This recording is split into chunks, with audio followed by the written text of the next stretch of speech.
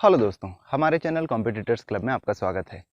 आज के इस वीडियो में हम प्रतियोगी परीक्षा में पूछे जाने वाले तर्क शक्ति या तार्किक योग्यता के प्रश्नों के संबंध में देखेंगे किस किस कैटेगरी के तहत जो है प्रश्न पूछे जाते हैं और उनकी तैयारी कैसे की जा सकती है। तो तार्किक क्षमता में आपकी तार्किक क्षमता का आकलन किया जाएगा और वहाँ पर आपको जो तर्क करने हैं वो उसके लिए दो प्रकार के तथ्य आपके आधार बनेंगे। एक, जो तथ्य दिए हुए हों प्रश्नों में,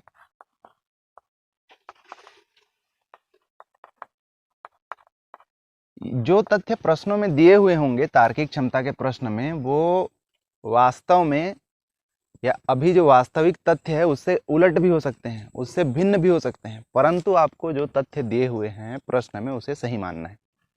मसलन जैसे तार्किक प्रश्न में आपसे कहीं पे एक स्टेटमेंट आता है कि मान लीजिए भैंस उड़ता है, तो उस प्रश्न को हल करते समय आपको मान के चलना पड़ेगा कि भैंस उड़ता है, वास्तव में भले भैंस नहीं उड़ता। तो पहला, जो तथ्य दिए हुए हैं उनको आपको सही मान के चलना है, और दूसरा, आपकी अपनी जो व्यक्तिगत मेधा है,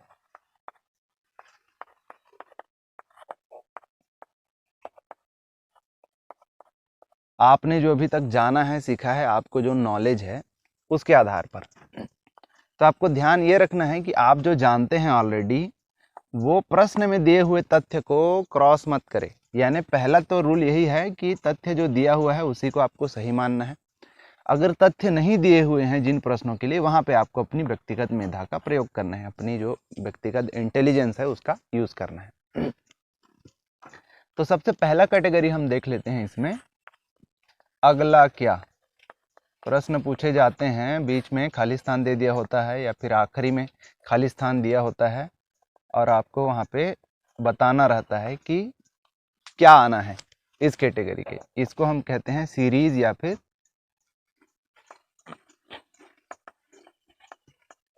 श्रृंखला वाले प्रश्न। जैसे एक एग्जांपल लेते हैं, अगर आपसे पूछ रहा है 3, 8, 13, 18, 23 और पूछता है अगला क्या। या जैसे मान लीजिए क्वेश्चन यहाँ पर लेता है कि 1, 4, 9, 16 और पूछता है कि अगला क्या। या फिर एक और क्वेश्चन मान लीजिए, अगर प्रश्न यहाँ पर देता है 1, 8, 27, यहाँ पे बताना है बीच में क्या, और 216, माफ करिएगा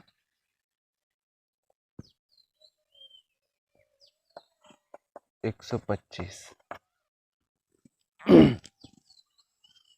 तो इस प्रकार के सीरीज या श्रृंखला वाले जो प्रश्न आपसे पूछे जाएंगे वो अंक वाले भी हो सकते हैं, और वो जो हैं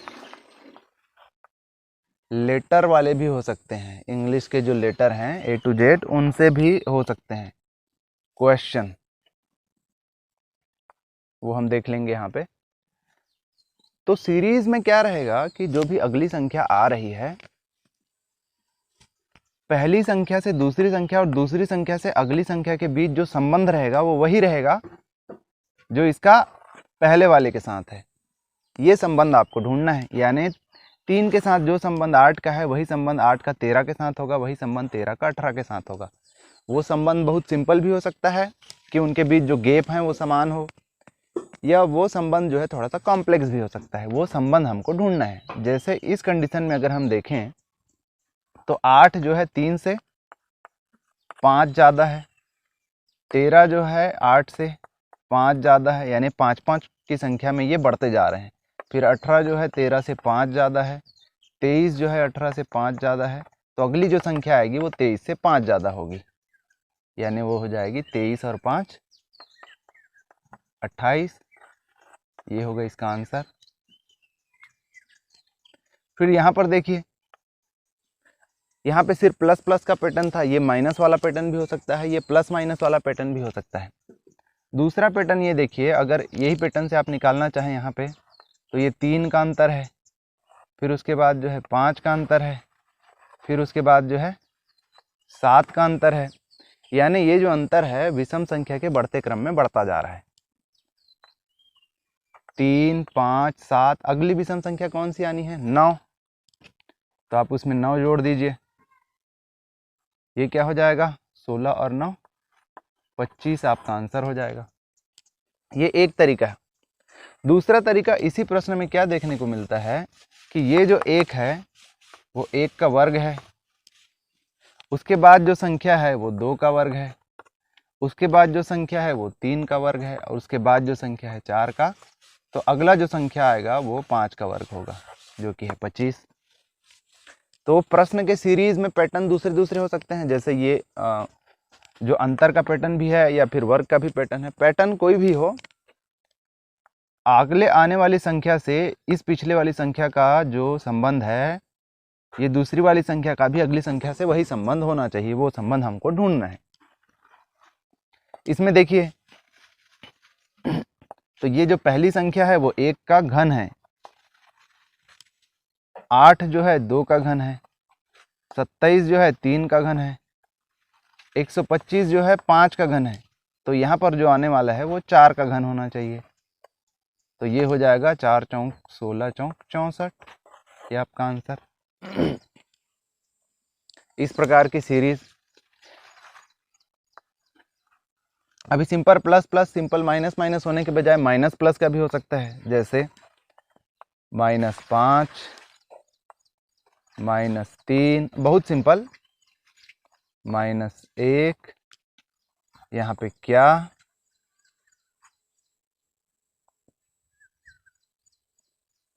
और यहाँ पे 3। तो क्या देख रहे हैं कि -5 से -3 जाने में 2 जुड़ गया, -3 से -1 जाने में 2 जुड़ गया, तो -1 से फिर अगला जाने में 2 जुड़ जाएगा, -1 में 2 जोड़ दीजिए, यहाँ पे आ जाएगा 1, और 1 में फिर 2 जोड़ दीजिए 3।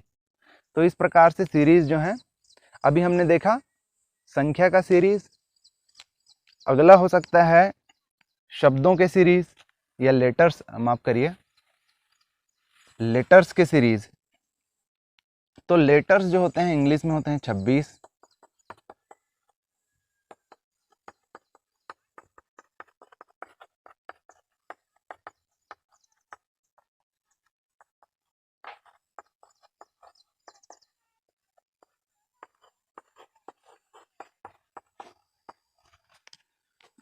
लेटर से संबंधित प्रश्नों को जब भी हल करना हो, आप A to Z इस प्रकार से लिख लीजिए, A से लेकर M तक लिखिए, इनको नंबरिंग कर दीजिए। एक ये जो है 1, M जो है होता है 13, और ऐसा आप याद रख सकते हैं ई ज्योति,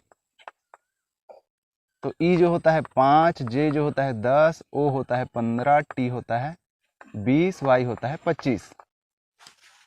तो ई जो होता है वो होता है 5, J होता है 10, O होता है 15, T होता है 20, और Y होता है 25। अगर आप इतना भी लिख लें तो आपको गिनने के समय हेल्प हो जाएगा कि W जो है या फिर R जो है कौन से नंबर का है, क्योंकि R यदि आपको ऐसे गिनना है और आप A से लेकर गिनते चले जाएं तो आपका टाइम खपत होगा। अभी आपने यहाँ पे देख लिया, मान लो कि O जो है 15 है, तो R तक आने के लिए आपको 16, 17, 18 आप सीधे पहुँच सकते हैं। तो ये आप याद रख लीजिएगा, इजोटी 5, 10, 15, 20, 25, और लिखिएगा इस तरीके से A to M 13, फिर N से Z 26, यानी 14 से 26। इसका एक हेल्प ये भी होगा कि कभी कभी सीरीज में या फिर कोडिंग डिकोडिंग के प्रश्न में आपको उनके विपरीत वाले, उनके उल्टे मतलब संख्या क्रम में विपरीत लेटर्स पूछते हैं। जैसे A का विपरीत क्या है? Z है, तो B का हो जाएगा Y, C का हो जाएगा X, D का W, E का V, F का U, G का T, H का S। इस प्रकार से आपको इनका अपोजिट देखने में भी हेल्प मिलेगा। तो प्रश्न कैसे पूछ सकता है? जैसे संख्या क्रम में पूछा उसी तरीके से।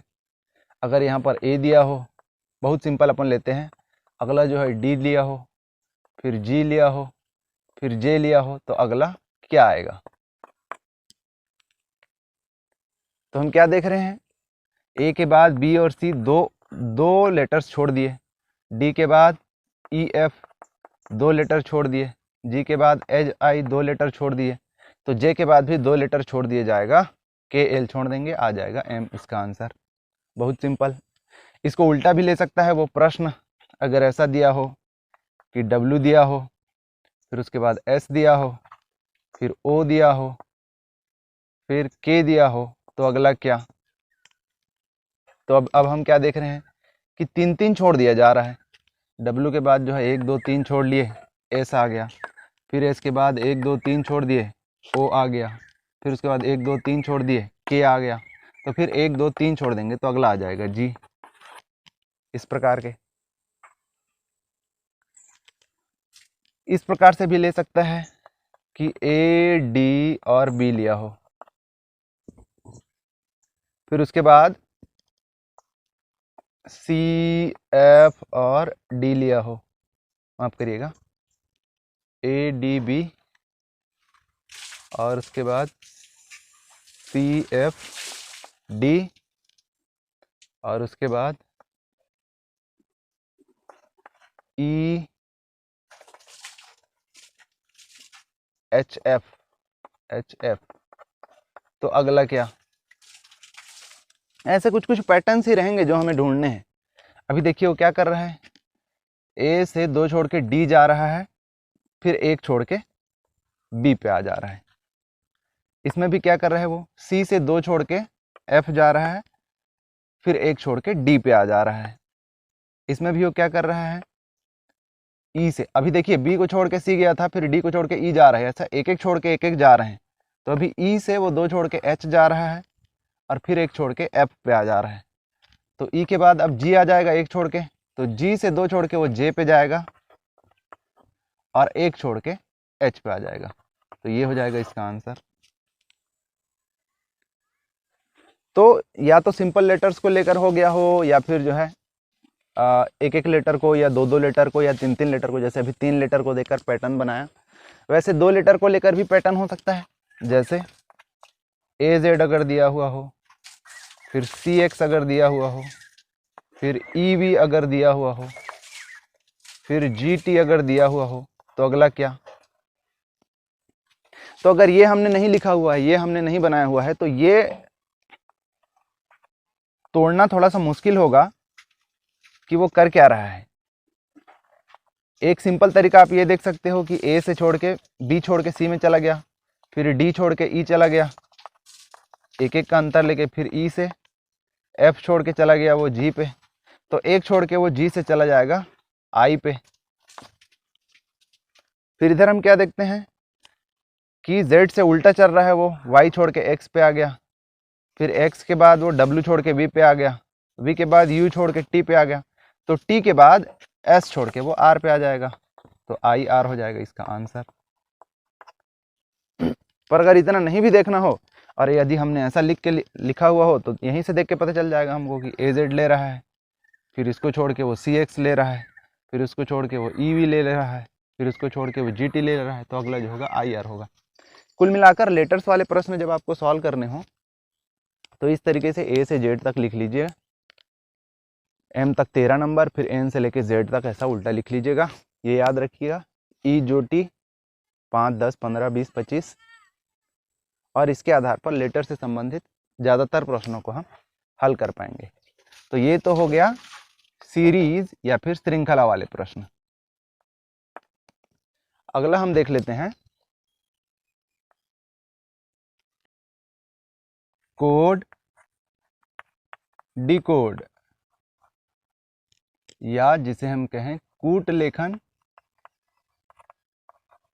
या फिर गुप्त लेखन। इसका क्या मतलब है कि शब्दों को ऐसे शब्द बनाकर लिखना कि उसको जो है ट्रांजिट करने वाला, लाने ले जाने वाला व्यक्ति जो है समझ ना पाए, और जिसको ये मैसेज भेजा जाना है वही बस समझ पाए। इससे संबंधित प्रश्न सामान्यतः पूछे जाते हैं, और चूंकि कूट लेखन में सामान्य तौर पे लेटर्स का ही प्रयोग होना है, तो इसलिए अभी जो थोड़ी देर पहले हमने देखा था वो हम फिर से कर लेते हैं।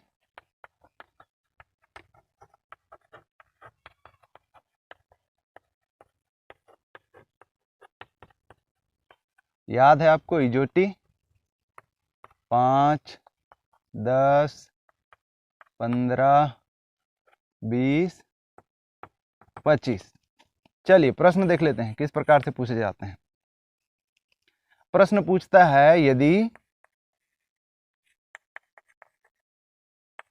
नेम को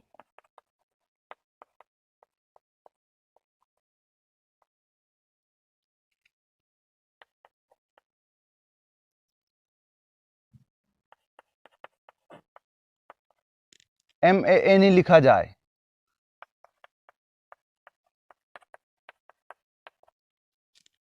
तो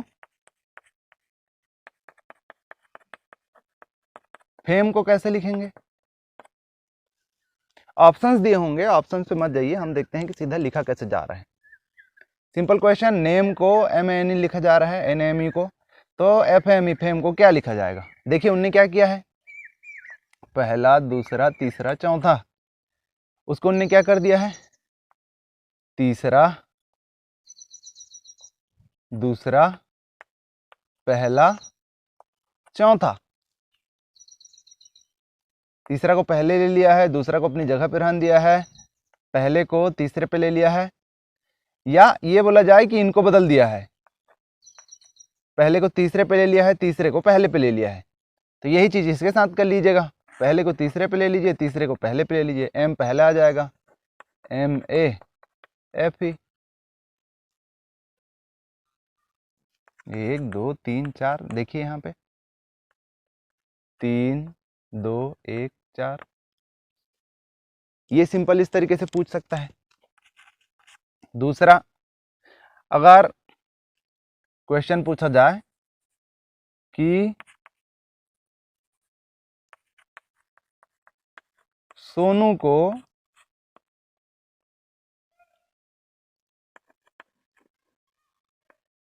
19, 15,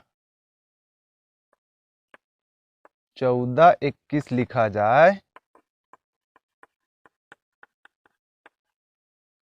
तो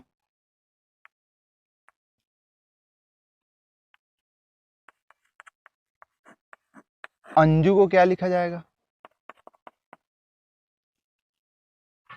तो एक तो सिंपल काम आप ये कर सकते हो इस टाइप के क्वेश्चन में, अगर यू यू दिख रहा है, हम लोग क्या देख रहे हैं यहाँ पे कि दो नंबर्स जो हैं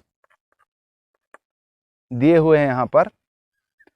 ये याद रखिएगा कि ए चूंकि 1 से लेके 26 तक ही होता है, इसलिए किसी भी नंबर को कोडिंग में किसी भी लेटर को जो है 2 अंक से ज़्यादा नंबर नहीं दिया जा सकता, मैक्सिमम 26 नंबर तक दिया जा सकता है। तो किसी भी स्थिति में 2 अंक से ज़्यादा किसी भी लेटर को नहीं दिया जा सकता। सिंपल से उन्होंने क्या किया हुआ है, इन सबको अंक दे दिए हुए हैं। तो जैसे ए को अगर 1 दिया जाता, उसी तरीके से सबको अंक दे दिया गया है। आप यहाँ से काउंट कर सकते हैं, इनको भी अंक दे दीजिए। सुविधा के लिए यू अगर यू है और 21 नंबर पे है तो वो 21 ही होगा, फिर बाकी को देख लीजिए, ए जो हो जाएगा 1 हो जाएगा, एन जो हो जाएगा वो 14 हो जाएगा, यहाँ पे दिया ही हुआ है एन के लिए 14 हो जाएगा, और जे जो हो जाएगा वो 10 हो जाएगा। तो ये हो जाएगा इसका आंसर। कई बार इनको मिक्स करके वो दे सकता है। मिक्स करके कैसे? वो इस प्रकार से, यदि वो बोलता है कि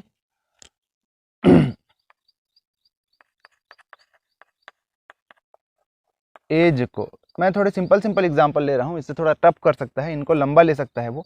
या फिर चलिए, पेज को यदि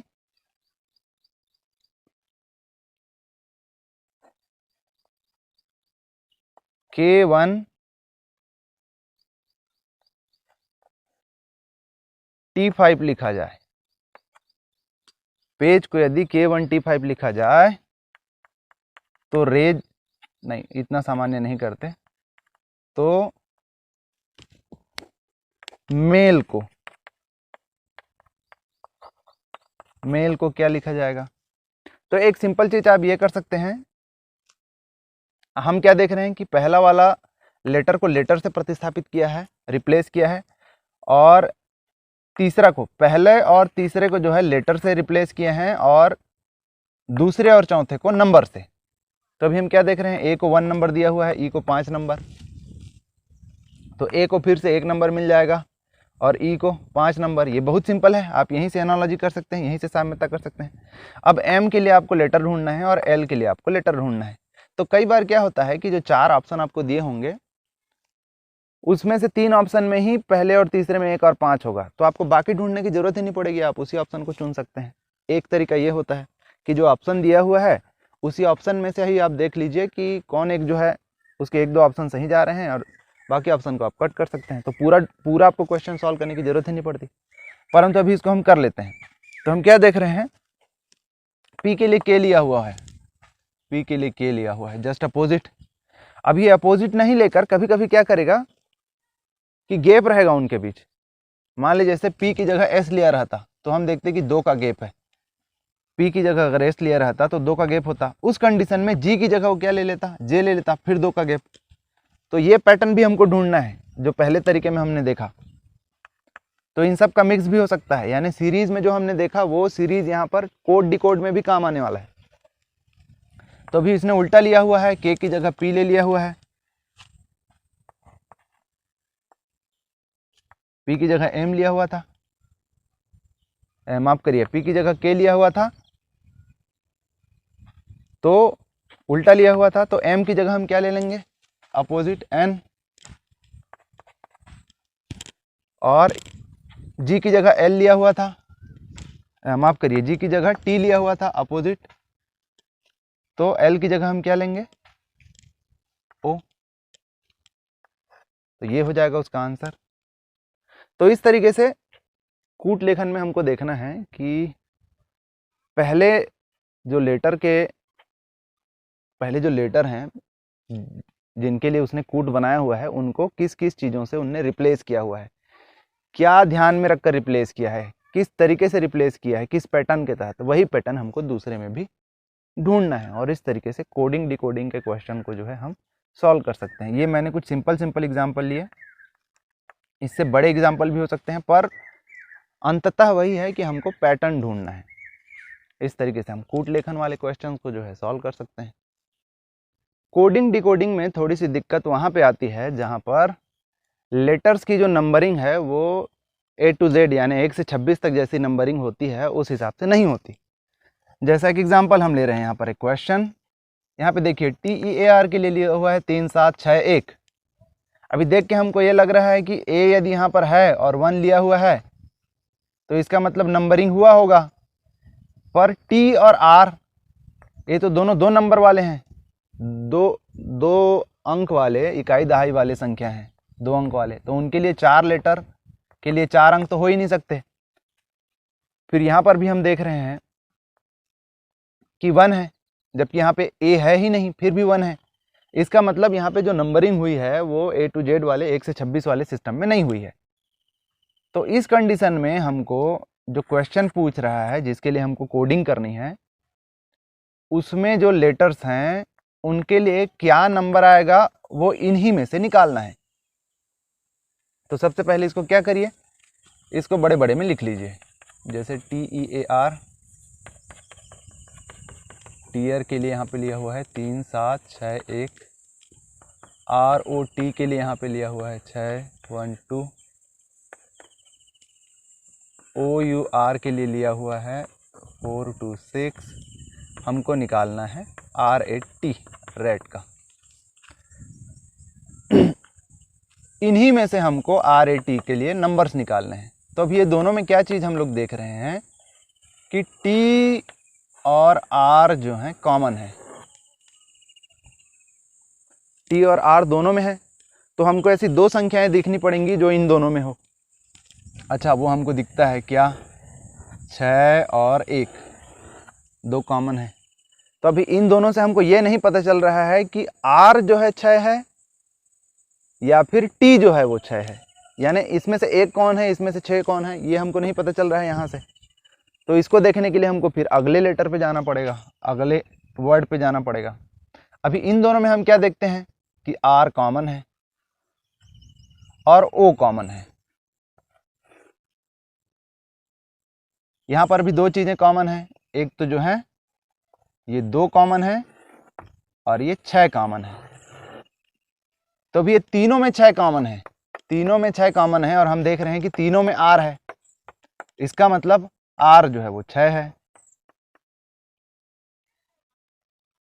अब जो T बच गया यहाँ पे, चूंकि 6 जो है वो R हो गया, तो T जो बचा है वो 1 हो जाएगा। T हमारा हो जाएगा 1। अब निकालना है हम कि A क्या है। अब यहाँ पर 4 बच रहा है, ऑब्वियसली वो U के लिए होगा। यहाँ पर E और A बच रहा है, जिनके लिए 3 और 7 दो चीजें बच रही है। तो इसका मतलब है कि A जो है वो 3 भी हो सकता है और A जो है वो 7 भी हो सकता है। ऐसे में फिर हमको देखना पड़ेगा कि जो ऑप्शंस दिए गए हैं उनमें से किस एक में जो है 6 3 1 या फिर 6 7 1, दोनों में से कोई एक चीज हो। जिस भी ऑप्शन में होगा वो उसका सही आंसर हो जाएगा। तो ये हमने देखे कोड डिकोड। अगला हम लोग देख लेते हैं जिस प्रकार से अगला कैटेगरी जिससे क्वेश्चन पूछता है, ये रिश्ता क्या कहलाता है, यानी रिश्तों के बारे में जब क्वेश्चन पूछता है। सामान्य इस प्रकार के क्वेश्चन आपने देखे होंगे कि वो व्यक्ति उस व्यक्ति की ओर इशारा करके बताता है कि वो उसका फला फला लगता है, तो उसके रिश्ते में वो क्या लगेगा। इस प्रकार के प्रश्न सामान्यतः पूछे ही जाते हैं। तो इस प्रकार के प्रश्नों को हल करने के लिए एक तो हमें रिश्तों की जानकारी होना बहुत ज़रूरी है। बहुत लंबे चौड़े वाले रिश्ते यानी फूफा फूफी वाले रिश्ते की नहीं, पर जो क्लोज रिलेटिव्स होते हैं उन रिश्तों की हमें जानकारी होना जरूरी है। तो पहले हम देख लेते हैं उन रिश्तों को। हो सकता है आपसे ज़्यादातर लोग को पता हो, पर जिनको नहीं पता हो उनके लिए क्विक रिवीजन हो जाएगा। तो जो रिश्ते होंगे वो किसी एक व्यक्ति से हम चालू कर रहे हैं। मान के चलिए यहाँ पर वो व्यक्ति है। रिश्तों का जब हम डायरेक्शन देंगे तो ध्यान दीजिए कि रिश्ते जो हैं दोनों दिशा में होते हैं। मतलब यदि ये व्यक्ति, ये अगर पुरुष है, पुरुष मान लिया जाए, तो इस दिशा में जो उसकी माँ होगी,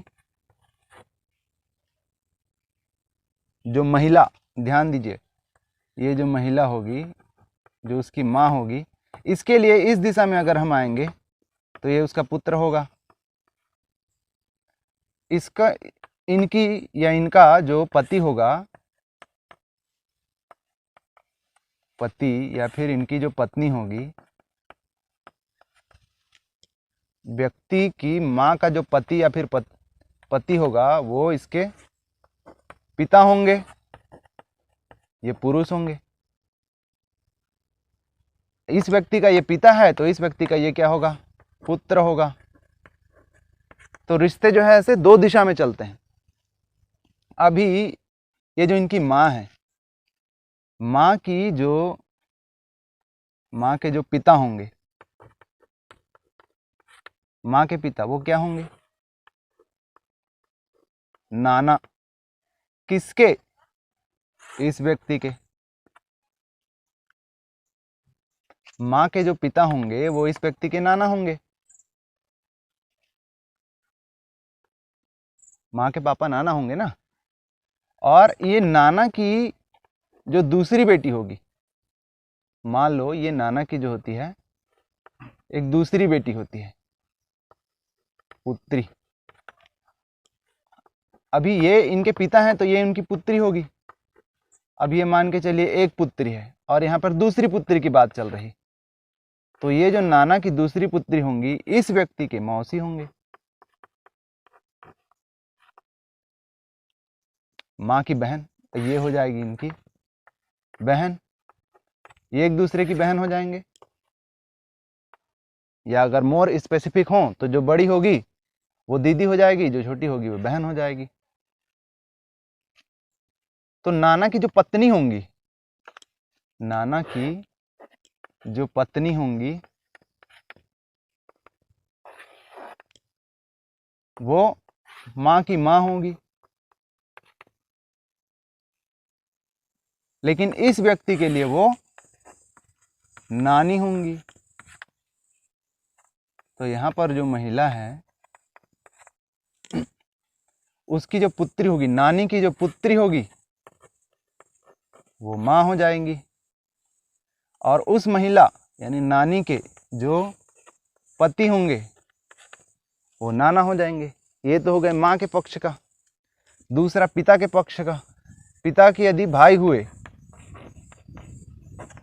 कोई व्यक्ति, तो इस व्यक्ति के वो चाचा हो जाएंगे।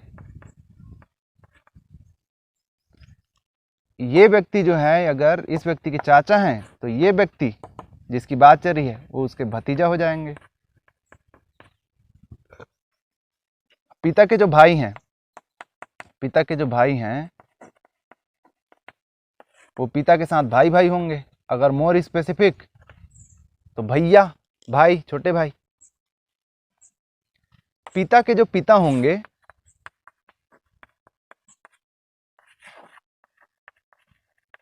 वो इस व्यक्ति के दादा हो जाएंगे।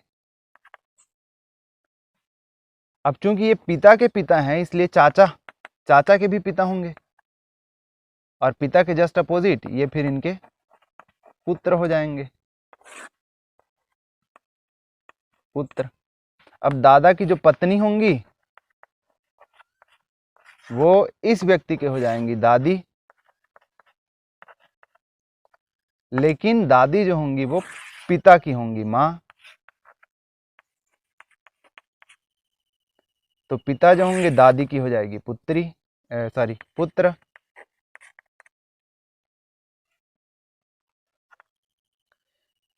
अब ये जो व्यक्ति हैं जिनको हम चाचा कह रहे थे व्यक्ति के, वो भी जो है दादी के होंगे पुत्र, और ये हो जाएगी उनकी माँ।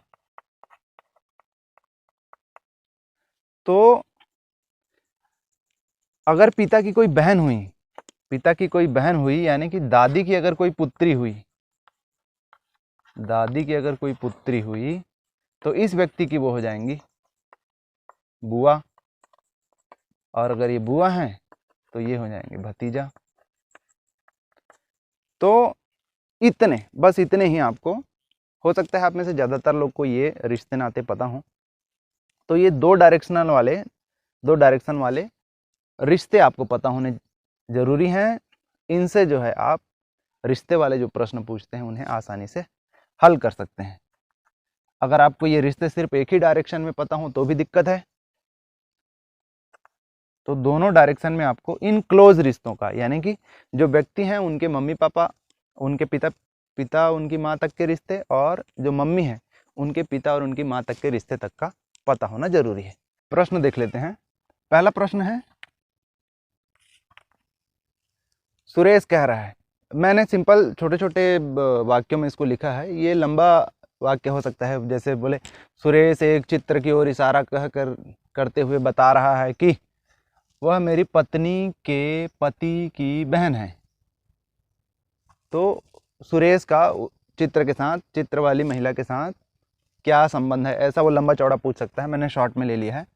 सेंस उसका वही है कि वह, अभी देखिए सुरेश को ले लीजिए आप सेंटर में, वह मेरी पत्नी, अभी चलिए ये हो गई इनकी पत्नी, ये जो महिला है फीमेल के पति, अब इनके पति तो यही हो गए, की बहन, तो वो क्या है, उनकी बहन है। ध्यान दीजिए, जिससे शुरू किया जा रहा है, जैसे अभी अगले क्वेश्चन में राहुल से शुरू किया जाएगा, तो उसको आप सेंटर में रखिए। तो वह मेरी, यानी अपनी बारे में बात कर रहा है। सुरेश की पत्नी कोई फीमेल होंगी, उनकी पत्नी के पति, इनके पति वो स्वयं है। पत्नी पति अपोजिट रिलेशन, दो डायरेक्शन वाले रिलेशन। उनकी बहन, तो ये हो जाएंगे उनकी बहन। वो रिश्ते में उनकी क्या लग रही है फिर, बहन। ये हो जाएगा आंसर, बहुत सिंपल। अगला प्रश्न देखते हैं। अब राहुल किसी के बारे में बता रहा है, तो सेंटर में ले लेते हैं अपन राहुल को। राहुल किसी के बारे में बता रहा है कि उसकी माँ, ये किसी की ओर बात कर रहे हैं, ये वो व्यक्ति है मान के चलिए जिसकी वो बात कर रहे हैं। तो उसकी माँ, इनकी जो माँ है कोई महिला होंगी, मेरे पिता, इनके जो पिता हैं कोई पुरुष होंगे, के पुत्र, अभी इनके जो पुत्र होंगे ये तो यही होंगे, बशर्ते कि इनके और पुत्र ना हो। परंतु यहाँ पर देख ले रहे, यहाँ पे वो आगे बोल ही रहे हैं कि मैं माता पिता का अकेला पुत्र हूँ, अकेले पुत्र है, यानी कि वो राहुल की ही बात चल रही है। तो अब ध्यान दीजिए, उसकी इस व्यक्ति के बारे में पता करना है कि माँ मेरे पिता, यानी राहुल अपने बारे में बता रहा है, मेरे पिता के पुत्र यानी कि स्वयं की पत्नी है। तो ये जो है ये इनकी पत्नी है।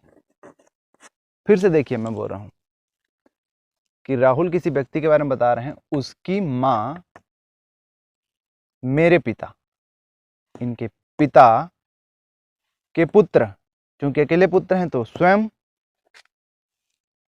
की पत्नी है, ये पत्नी है इनकी, तो ये इनकी पत्नी है और ये जो है इनका बेटा है। तो पत्नी का बेटा यानी कि स्वयं का भी बेटा। तो किसके बारे में बात कर रहे हैं? अपने पुत्र के बारे में।